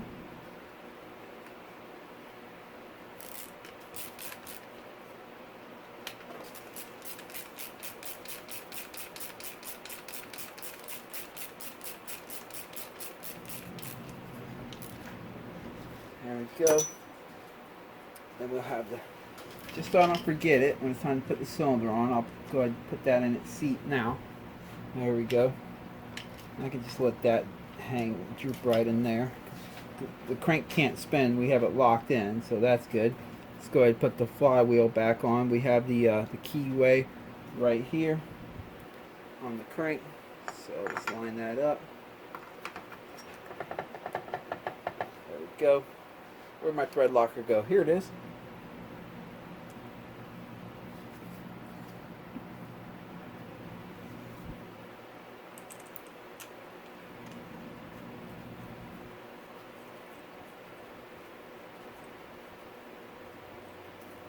Alright. This calls for 44 foot-pounds. I think I'll use a torque wrench on that. Why not? Now that the crank's locked in place.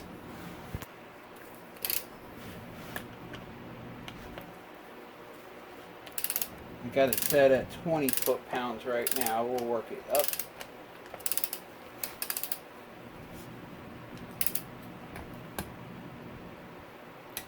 There we go.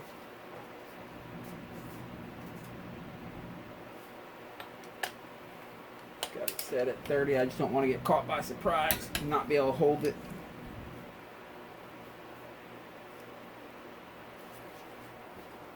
Manual says 44.3, so I'm just going to put it at 45.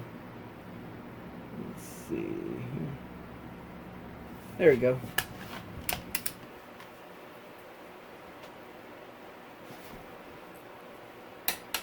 There it is. Try one more time. Yep. That's torqued in. Okay, this bottom end's pretty much complete. We just have to get the piston and cylinder on.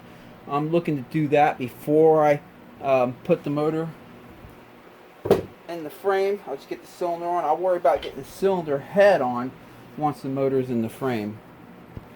Brand new cylinder base gasket. Just gonna set that on now before I forget.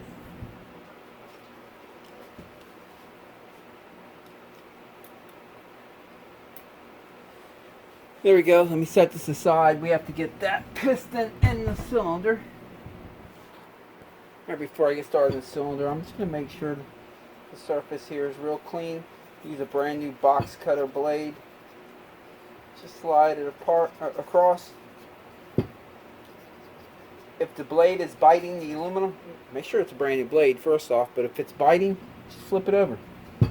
There's one end that will bite, the other end usually slide nice and smoothly across the aluminum.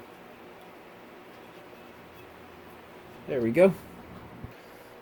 Okay, if we were installing a aftermarket piston like a Wiseco Pro X or anything like that, we can just go ahead and put the piston on the rod, on the motor right now, and then slide the cylinder down on it by just holding the springs in by hand. I have a video where I did a top end on KTM 450 where we were putting the Wiseco piston in it, and that's how I did it, and that's how you can do it. But if you're using the OEM piston, you have to go the harder route. You have to go the top route, because the oil rings on these things are pretty they're pretty robust, man. They're tough. It's almost impossible to get it in from the bottom. You have to get it in from the top, which means you have to use a ring compressor. So here's the piston. It was a piston kit from KTM, so it already comes with the rings already on it from right out the box. But you still want to make sure they're staggered. The compression ring will be on one, the end gap will be on one end, and the end gap for the oil ring will be on the other end. Like I said, these oil rings and these are pretty stout in these OEM pistons, or should I say the KTM 450 OEM piston. So you have to use a ring compressor to get that in. KTM suggests one like this. They actually have a part number for it. Let me go ahead and spray a little bit of lube in here so the rings slide easy, and we'll go ahead and cinch it down. I should probably be using this side, but this one has a little bit of rust right there, and this side over here is still clean, so because it gives me the spot to put the ratchet right there. So I'm going to have to work at it from the bottom, but that's not a big deal. We will get it done. Go ahead and loosen this up first.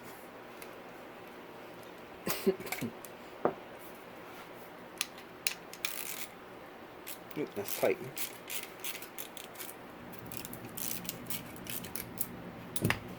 Alright, make sure the rings are staggered properly. Yeah, they look good. Alright. I will be installing it this. Wait, no, wait. Yeah. That way.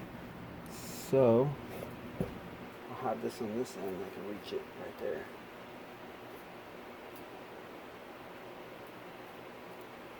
Oop, wrong way.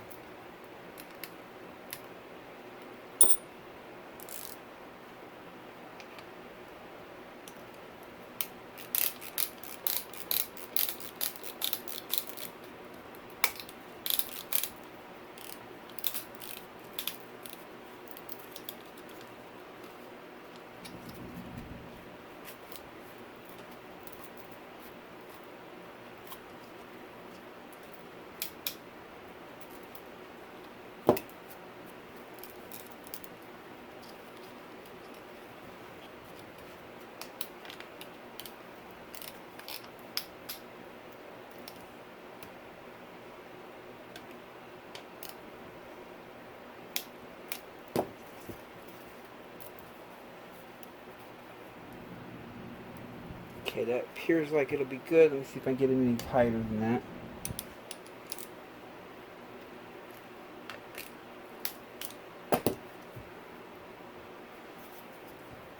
Okay, let's give it a shot.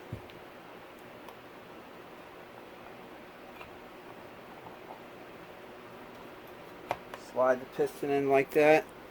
And based on what the manual says, is you hit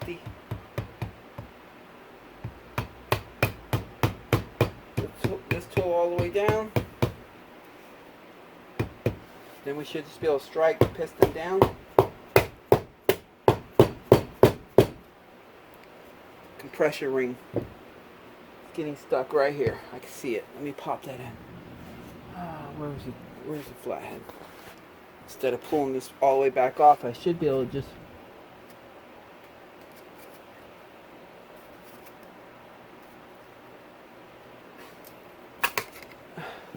nope. That's okay. I might be able to do it like this. Let's see. Because really, the oil rings are the hard part of this. And them are already in. So if I can get this compression ring in.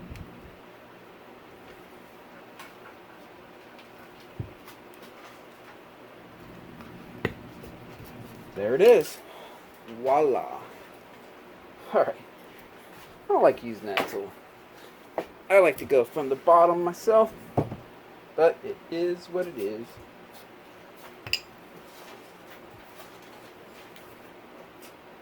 Okay.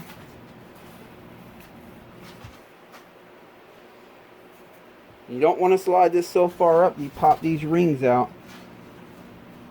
You will have fun getting all that stuff back in. Okay. Gonna have to spin the piston around here, but that's okay. The rings are locked in place. There we go. The rings won't spin when you spin the piston, but I had to do that so I can get, I actually had it in there backwards, so I can get this out. Clean up that debris right here. Some of the debris from inside the box, that's this stuff that got stuck on the piston.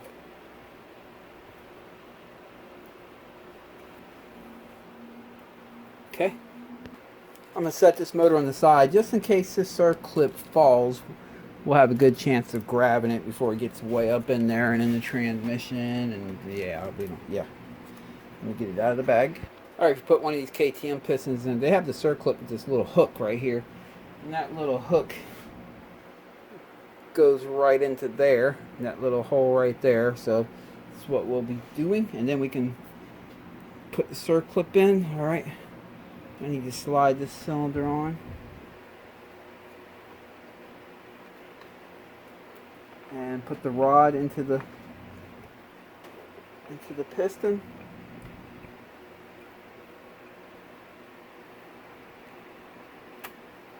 And then I'm going to slide the wrist pin into the piston and through the rod. Okay. Got you up here now. Alright, I'll use a pair of needle nose to seat that in. Okay, I got the hook in there. Let me find my flathead. What did I do with it? Okay, I'm sorry, I totally messed up on my recording. Didn't really capture how I put that in there. I thought I had it recording, but it wasn't. So I'm going to put it back up here. I already have it in, but I'm just going to show you what I did so you'll have an idea. Let's see here, see if I can get you in here a little better.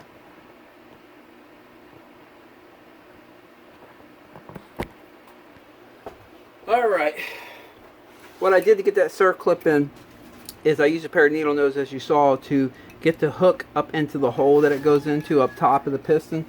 Then I use my thumb here to press the bottom half of the Circlip kind of up in the seat, and I kind of use my flathead to kind of start working it in over here on the back side.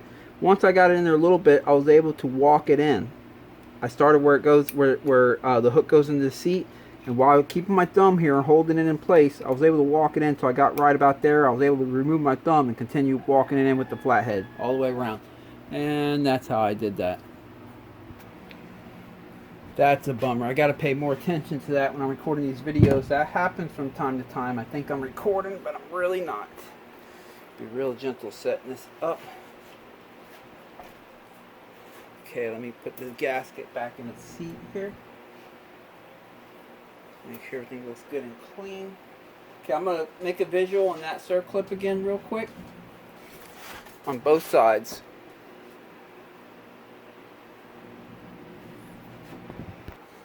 Okay, everything looks good.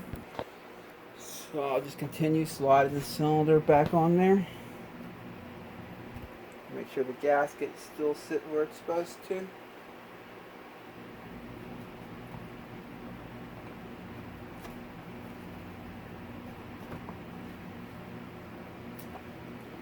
Pull the timing chain up and out so I can pinch the tensioner in.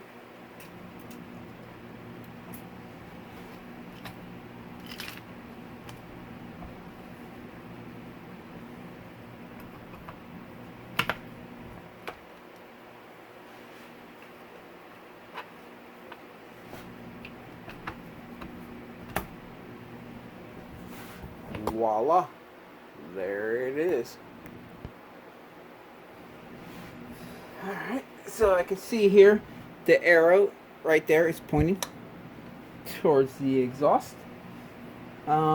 We see the intake valve, the recessed area for the intake valve is bigger than the exhaust, so we know this is the intake. The intake is on the rear half of this motor.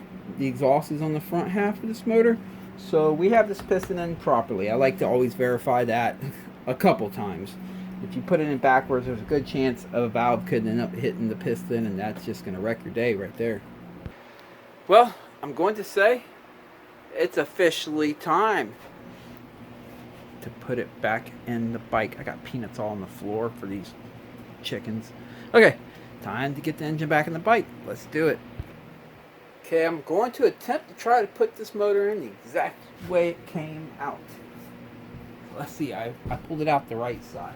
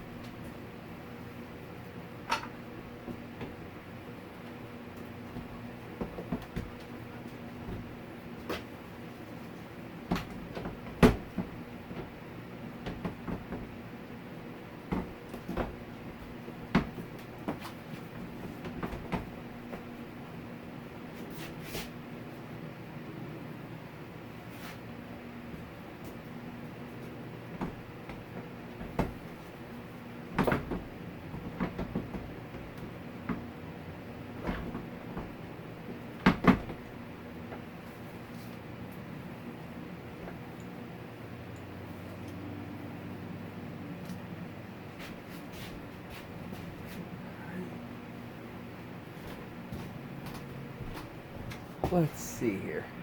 Okay, let's try again. I think the swing arm pivot bolt was kind of sticking out just a little bit there, catching the back of the motor. Let's try again.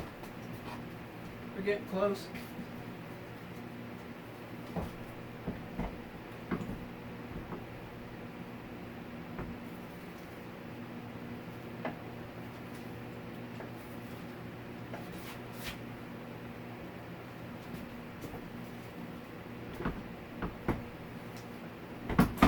There it is. All right. Woo! Got it sitting in place. Gonna first feed the bottom center mount. Actually, let me do this one first since I can see it better.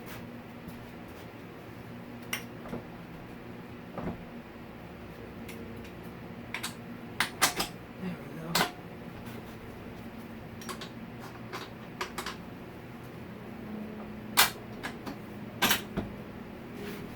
All right.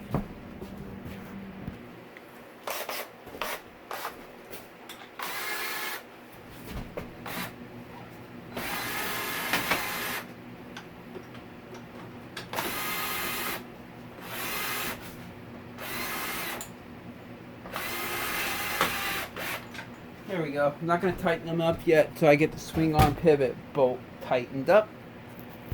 He already has lube on the swing arm pivot bolt on the other side, and it's nice and clean, so that's good. But I will go ahead and shoot some black label chain lube up in here. Fill that up and put a little more on here. There we go. Now I should be able to knock that swing arm pivot bolt right on through. Let's see.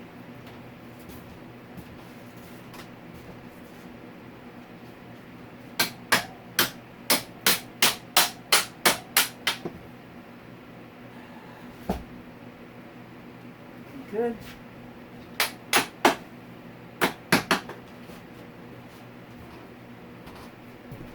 All right.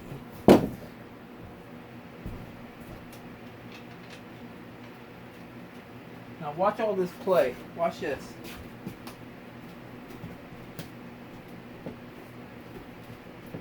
See how you can see the motor moving around up there and everything? There's a lot of slop. Look right here when I wiggle it too. See all that slop? There's a lot of slop, right?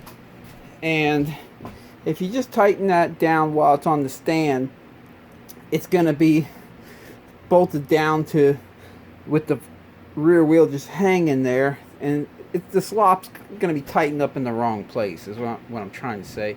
The best way to do it, or two ways to do it, there's really no best way. Two ways to do it is either put the bike on the ground, on its wheels, and then tighten up the swing arm pivot, or you can just lift up the rear wheel as you tighten it down. That's what I'm going to do.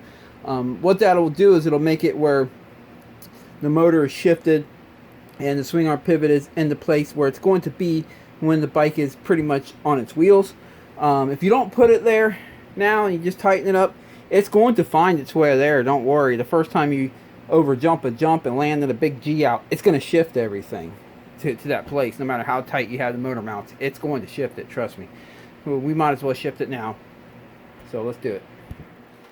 It's 19 millimeter. So I'm just going to grab the rear wheel and lift it up pretty firmly and then tighten it up. There you go. I'll tighten the rest up by hand. That way I can get a feel for it. There are torque specs for this. You can follow them if you need to. I like to do this by hand. I like to feel it because sometimes the torque specs, in my opinion, for some bikes, makes and models, they don't tighten that center pivot bolt enough. And there could be a little bit of shift. That little bit of play that I showed you, it can happen a little more than it should. And moves when it starts moving around like that a lot, the swing arm and stuff, it actually the swing arm swing arm bearings can start working their way into the frame, start digging grooves in the frame, and I don't like that. So I like to get this pretty tight, and I do it by hand.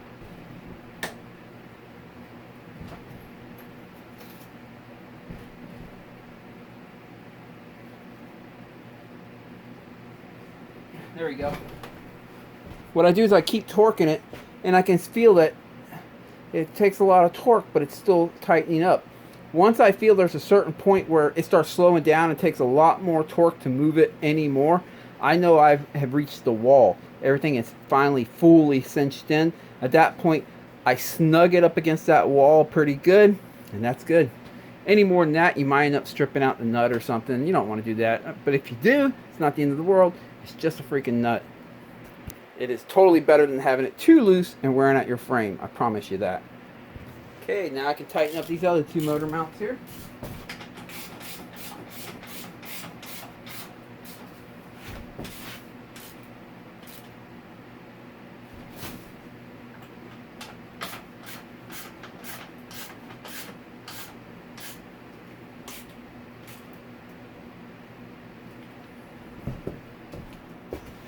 All right. Let me install the starter.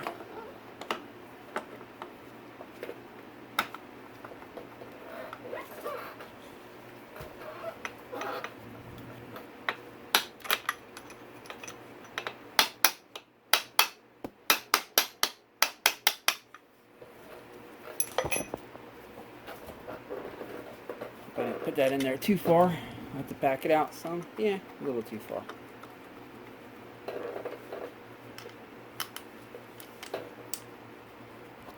Now I just got to tighten these up.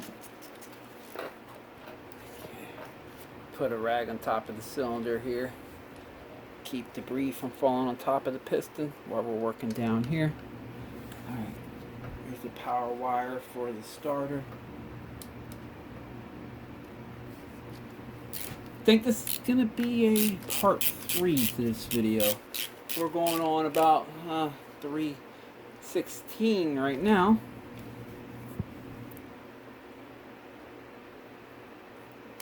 And once I start getting a little tired, I kind of just shut it down. I don't keep working once I get tired, because that's when you make mistakes. Okay, let me connect the stator up here. Let me clean this out real quick. Okay, I'm sorry, that's not the stator, that's the gear position sensor. I'm pretty sure I'm going to have to figure out where that runs later on as we do the job. Finish it up, it'll all fall into place at some point. Okie dokie. Pop on a brand new gasket here.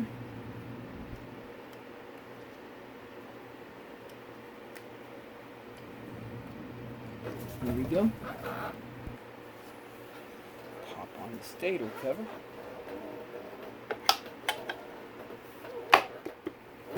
Alright. Okay, the bolts that hold the stator cover on. One of the bolts has a copper washer. Alright, get the focus.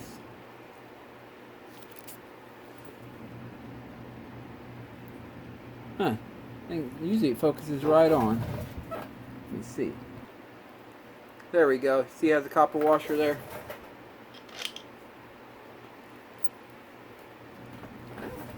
It goes in that one. The one with the copper washer goes right there. If you don't put that there, it could leak some oil from the timing chain area here. That's really all it's sealing off, because that threaded hole goes right into that timing chain area. Where did my tool go? There it is.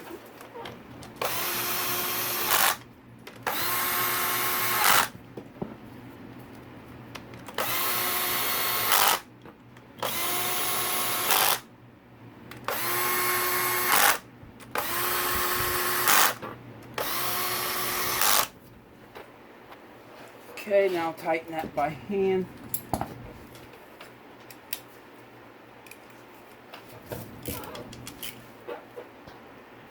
Okay, remember this push rod for the clutch? It has a rounded end right here. And then it has an end over here that has like a little hole in the middle. The hole in the middle goes face towards us, and the round end will go in towards the clutch. The idea is that rounded end, I mean the hole in the middle there kind of, it's gonna sit on that little ball right there for the the clutch slave cylinder here. Oh, we have new gaskets for this. That's right. Pull this one off and clean it up. Go get a new gasket. All right, pop the new gasket on.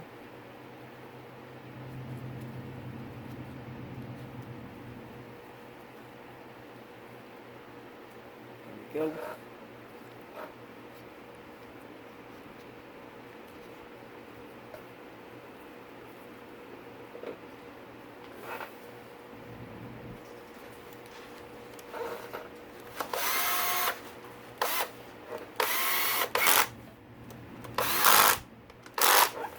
I'll tighten them up by hand in a minute after I get the third one, and the third one is part of the front sprocket cover. Alright, let's get the front sprocket on.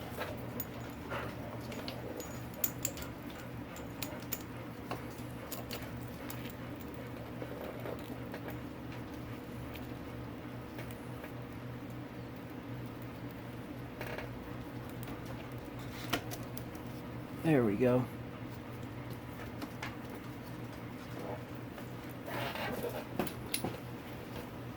Put some thread locker on this bad boy.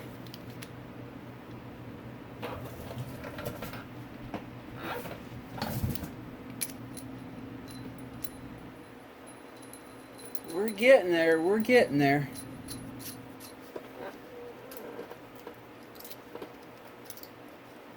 If you're doing this job, it's at least, with a skilled mechanic, I would say a 2-day job. Even if you can do it all in one day, you're going to get tired. You'll start making mistakes. Make it a 2-day job. Don't try to do this all in one day. Especially if you're going to include the tear down and reassembly. Don't do it in one day. Unless you got a lot of helping hands, that is. If you have some helping hands, then yeah, go for it. Okay, that's setting number 1. I'm going to hit it with number 2 a couple times. Quick wrap. There we go. She is on there. Now we can get that front sprocket guard on.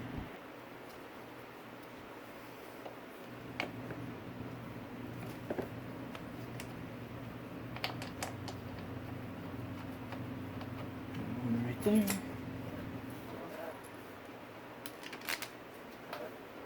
This one right here.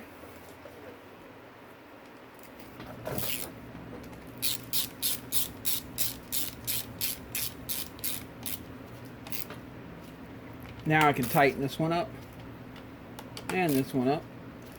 Check this one time. Yep. Tighten up the 10mm up here.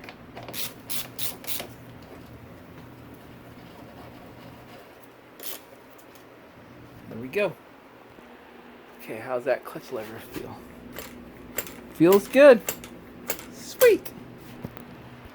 Okay, went ahead and installed the shifter. Used thread locker on that as well, and I went ahead and put on that frame guard right there.